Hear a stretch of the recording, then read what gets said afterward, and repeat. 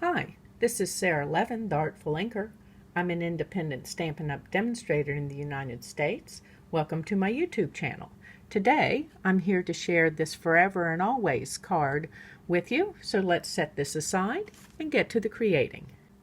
To start this card, I've got a piece of the Ombre designer paper that's part of the celebration offerings in January and February. And then I've got one of the Forever Gold Specialty Designer paper pieces, and I'm going to take my multi-purpose glue and just kind of zig some of this on here so that we can hold this down. You can see I haven't glued every little bit, and let's make sure this one is straight because I'm going to put this one on at a little bit of an angle. The Ombre paper is cut at 4 by 5 1/4. Now I've got a piece of scrap paper here and a Stampin' Spritzer filled with Memento ink refill and a little bit of alcohol. And I'm going to add some splatter by using the tube for the spritzer, and I just want to tap some of this on without getting it all over my fingers for the rest of the video. Okay. And then we're going to set that aside and let it dry while we're working on the next pieces. So let me put it out of the way. Then next, we're going to use the Forever and Always bundle, which is the stamp set and the Always dies. These can be found in my store. They're part of the January to June mini catalog. And I've got a piece of basic white and another little scrap of basic white, and I've got the large flower and the leaf. So I'm going to start with Blushing Bride and stamp the flower.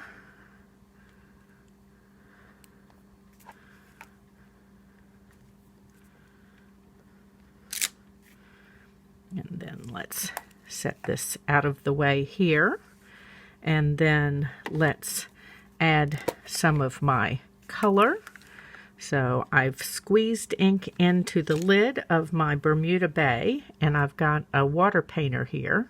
And let's just get my brush wet.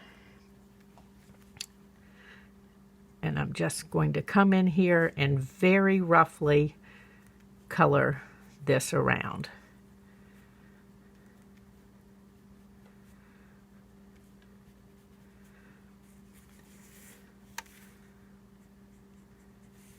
We're not looking for flowers actually look like this when we're finished. And then just brush your water painter out to clean it. And let's put the Bermuda Bay out of the way and bring in some Coastal Cabana. And the same thing, need to wet the ink here. And I'm going to start and just brush up on each of these and add a little more color. This is not perfection. We're not looking for realism, not trying for any particular shading other than that transition of color. Okay, and brush my water painter out. And then I'm going to come over here to my Blushing Bride and do the same thing. I'm going to start here in the center and just give it an all-over paint, and then work my way around. And here I'm starting at the top with the deepest color.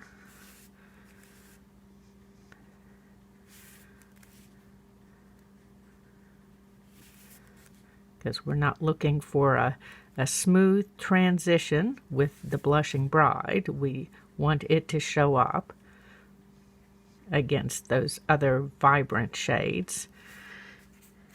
And I know it looks like a mess right now, but give that a moment to dry. And in the meantime, I'm going to stamp a couple of leaves with Memento ink.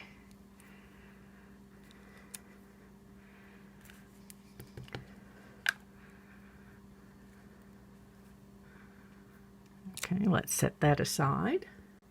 And while our flower is drying just a little bit, I'm going to go ahead and paint the leaves and start with some Just Jade ink and brush that in. And again, I'm not being very careful to stay inside the lines or add any particular great degree of shading. Just want to make sure all of that deeper green is out of my water painter. And then let's pull in the Pear Pizzazz and brush that in up here at the tip of these leaves. It's nice and contrasty with that Just Jade. And then brush this out one more time to clean it. Okay. And then by now, our flower should be dry enough. And I'm going to tap on the Memento ink, making sure that I'm getting the center of the flower. Okay, that's looking pretty good. Okay, and then we're going to mostly line this up. So there's this pointed petal here, and we're going to line that up with the pointed petal there. In fact, I'm going to zoom in so that I can kind of zoom my own head in. And I'm just checking to make sure that mostly I've got things lined up. It won't matter exactly since we stamped in Blushing Bride initially. And there we go. Okay, let me move the stamps and ink out of the way. And let's zoom back out if I can get my fingers going the right direction. There we are. And pull these out of the way and get the scrap paper out. And then I'm going to bring in my Stampin' Cut and Emboss machine. And we're going to cut these out. So let's pop both of these on and grab our dies from the Always dies. And making sure that I can see all of the black border here.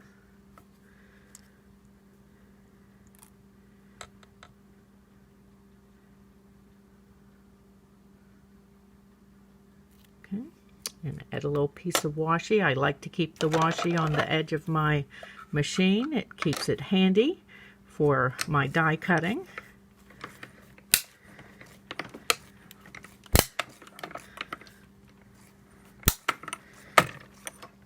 Okay, and then we have our flower and one of the leaves, and I will die cut the second leaf and be back. Okay, so we've got a couple of flowers. I did one before I started, and about 4 leaves there. And then I've used the Floral Gallery dies, also in that January to June mini catalog, to cut our sentiment. And let's bring those pieces in from Basic Black. and it says just want to say, and we're going to add those to our layer first. And let's grab my multi-purpose glue. Now you could have cut these out using with adhesive sheet on the back. I wasn't sure I could trust myself to get them down without needing a little wiggle room, so I'm using multi-purpose glue instead.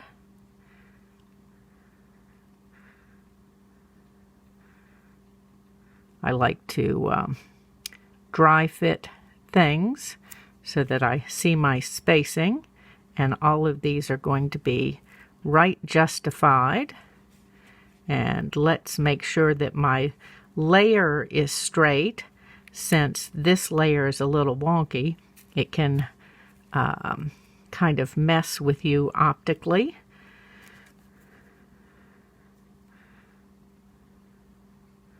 Okay, and we're just going to continue dotting on a little bit of glue. It doesn't have to be too precise. Oh, I keep shifting this out of straight, and that's not going to help anything. Okay. Okay, and then next, 2. Now I will say that when you're pulling your die cuts out, don't forget the dot for the J.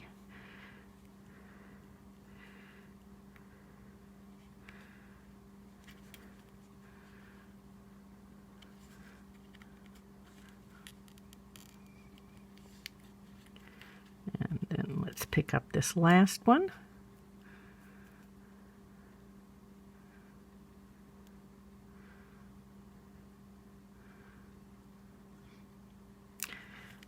This falls into my I love a big sentiment category. You could send the card just like that, but we're not going to. So let me take your pick tool here for the J, the dot on the J, and I want the smoother side. So let's put that up and pick it up with my, oops. I'm sure you've noticed with your die cuts, there's one side that's just a little nicer than the other. And so I want that up.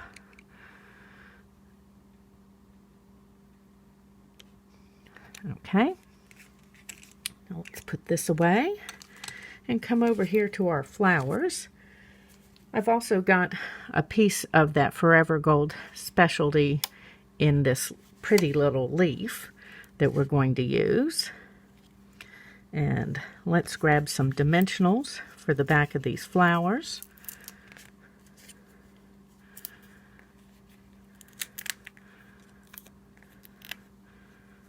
Okay, and cap up my glue so it doesn't dry in the tip before we're ready for the next use.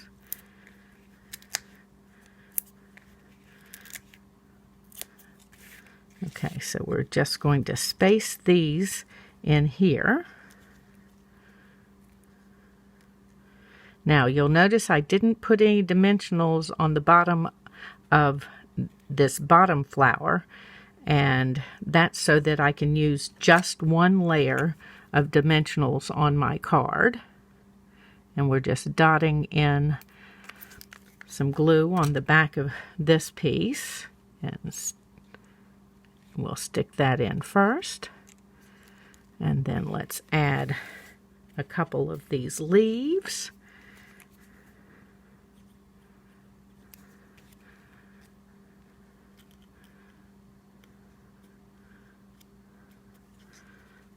Oops.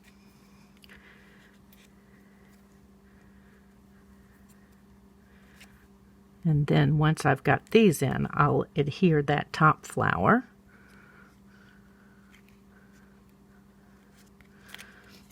Okay. but by not adding a dimensional on the bottom here, I get the height that I want from the dimensionals, but I don't need to add a double stack on part of this one. Okay, and then let's see where we want a couple more leaves. I think we want them in here to break up too much of a good thing with the flowers. And I don't typically come all the way out to the edge with my adhesive. So you'll notice the end of my leaf is loose.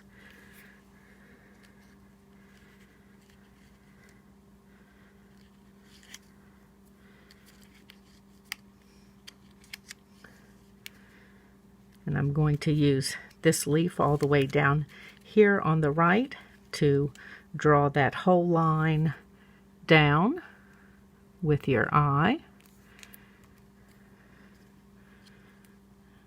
Okay.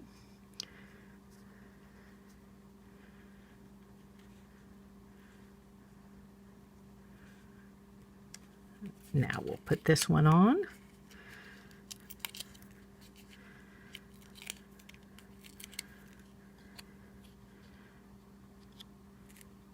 And just watching the S here so that we're only covering a portion of it. Let's cap this just a moment and move these out of the way. Next, I've got a piece of basic black that's cut to 4 1/16 by 5 3/16.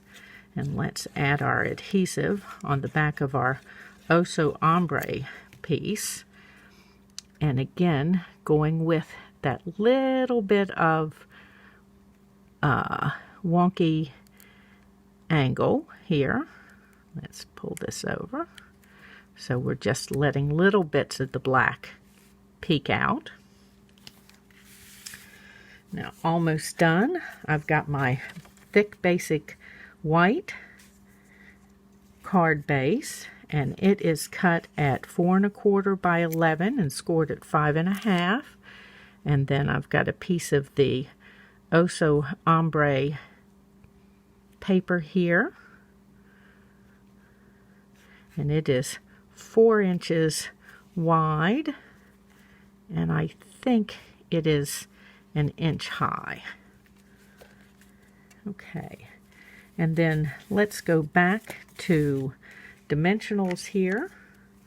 I'm going to put basic black dimensionals on this.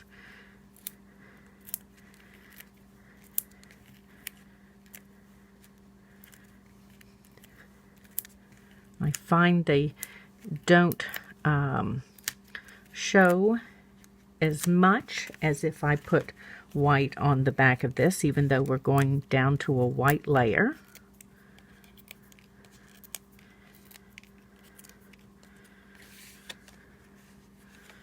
Okay, and let's make sure our base is straight on the grid paper. Okay, and then let's add a couple of embellishments. Okay, so these are elegant gems, and I've got my take your pick, and we're going to use these lightly colored gems here.